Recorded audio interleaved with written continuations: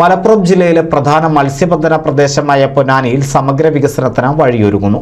24.44 കോടിയുടെ മീൻപിടുത്ത തുറമുഖ വികസനത്തിന്റെ ഭാഗമായി 7.241 കോടി രൂപ മത്സ്യഗ്രാമം പദ്ധതിക്കായി അംഗീകാരം ലഭിച്ചു.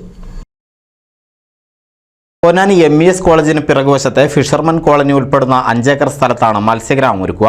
മത്സ്യഗ്രാമം പദ്ധതിയിൽ ഉൾപ്പെടുത്തി വിവിധ പദ്ധതികൾ നടപ്പാക്കാനാണ് ഉദ്ദേശിക്കുന്നത്.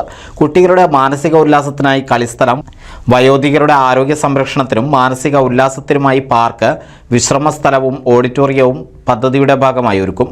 കൂടാതെ പ്രകൃതി ദുരന്തങ്ങളെ അതിജീവിക്കുന്ന വീടുകൾ, മത്സ്യത്തീറ്റ നിർമ്മാണശാല, മത്സ്യത്തൊഴിലാളി വനിതകൾക്കും കുട്ടികളുടെയും സമഗ്ര വികസനത്തിനുള്ള കേന്ദ്രം, ലൈബ്രറി, കോൾഡ് സ്റ്റോറേജ് സൗകര്യം, seafood cafeteria, fish product outlet, പരമ്പരാഗത മത്സ്യത്തൊഴിലാളികൾക്ക് ഈ പ്രദേശത്ത് മത്സ്യോൽപാദനം ലഭ്യത എന്നിവ കൂട്ടുന്നതിനായി കൃത്രിമ പാര് നിക്ഷേപം തുടങ്ങിയ വിവിധ പദ്ധതികൾ നടപ്പാക്കുമെന്ന് പി നന്ദകുമാർ MLA അറിയിച്ചു.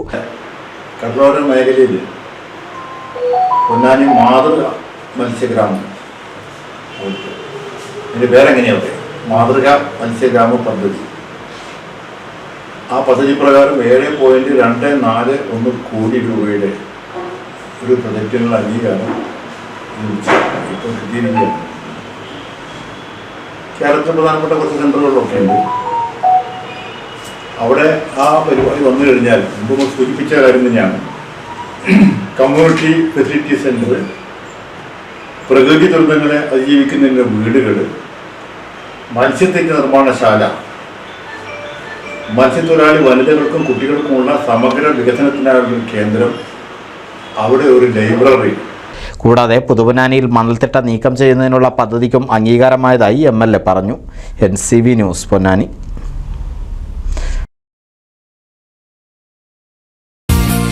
നൂതൻ ഫാൻസി ഓർണമെന്റ്സും cosmetic collection, new born baby ഐറ്റംസിന്റെ എക്സ്ക്ലൂസീവ് കൗണ്ടറുകളുമായി കൽപ്പക വെഡ്ഡിംഗ്സ് സജ്ജമായിരിക്കുന്നു. ഏവർക്കും സ്വാഗതം. Kalpaka weddings, Pattambi road, Kunnamkulam.